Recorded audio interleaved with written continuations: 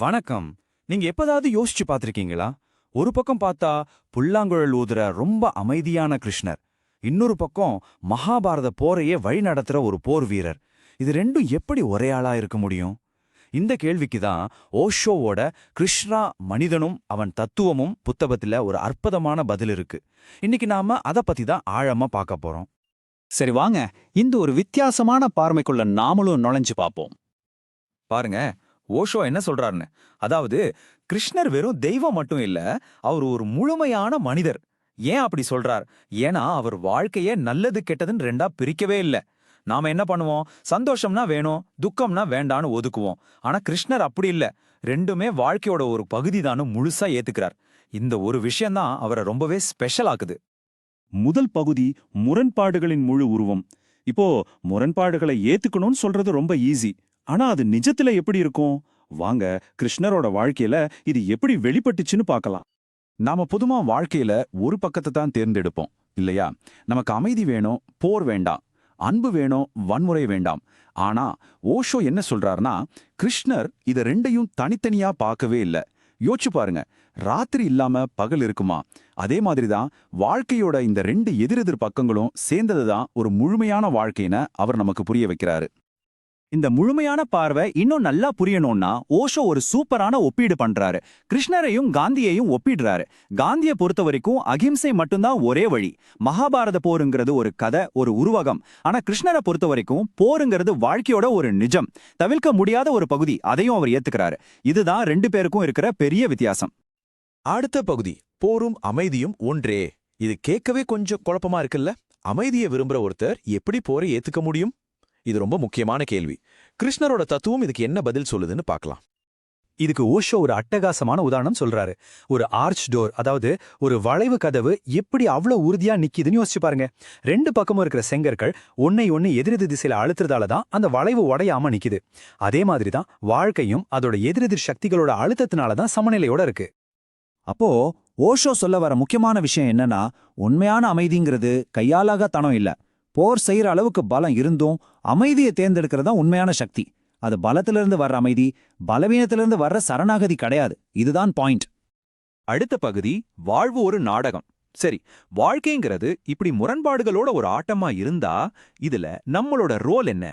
நாம எப்படி இதுல கலந்துக்கிறது? இதுக்கு கிருஷ்ணர் ஒரு சூப்பரான வழி சொல்றாரு. கிருஷ்ணரோட பதில் இதுதான்: தேர்வற்ற நிலை, அதாவது சாய்ஸ்லெஸ்னஸ். இதுக்கு என்ன அர்த்தம்னா, வாழ்க்கைய ஒரு பஃபே சாப்பாடு மாதிரி பார்த்து இது வேணும் அது வேணாம் நாம பிரிக்காம வர்றத வரப்படியே முழுசா ஏத்துக்கிறது.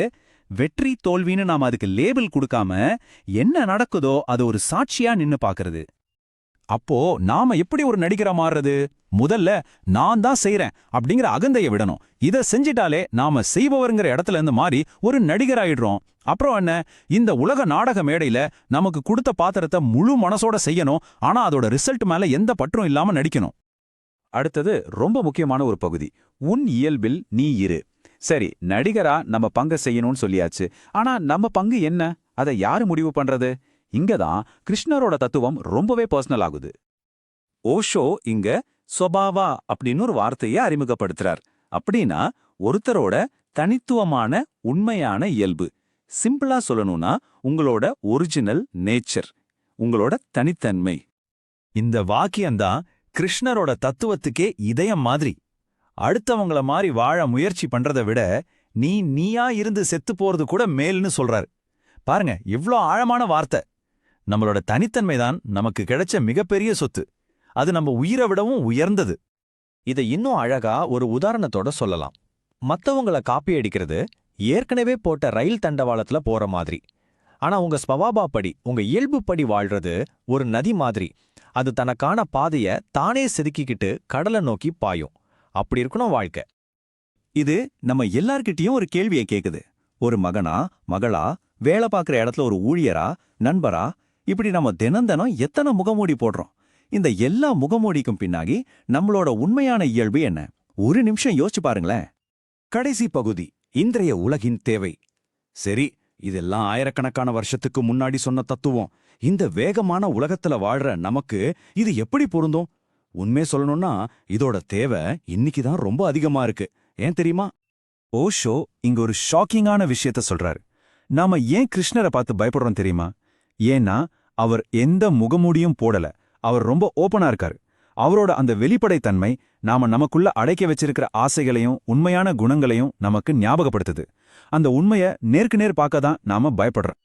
இததான் நம்மள கடைசி கேள்விக்கு கொண்டு வருது.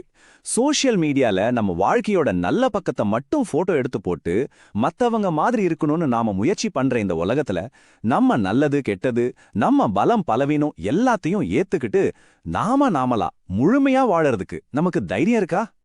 இந்த ஆழமான பயணத்துல என் கூட இணைஞ்சதுக்கு ரொம்ப நன்றி. கிருஷ்ணரை பத்தின இந்த பார்வை உங்களுக்குள்ள ஒரு புது சிந்தனைய தூண்டியிருக்கணும்னு நான் நம்புறேன். முழுமையா வாழ்றது தான் உண்மையான ஆன்மீகம். இந்த கருத்துக்கள் உங்களுக்கு பிடிச்சிருந்தா அன்பை பரப்புவதற்காக இதை உங்க நண்பர்கள் மற்றும் குடும்பத்தினரோட பகிர்ந்துக்கோங்க. நன்றி.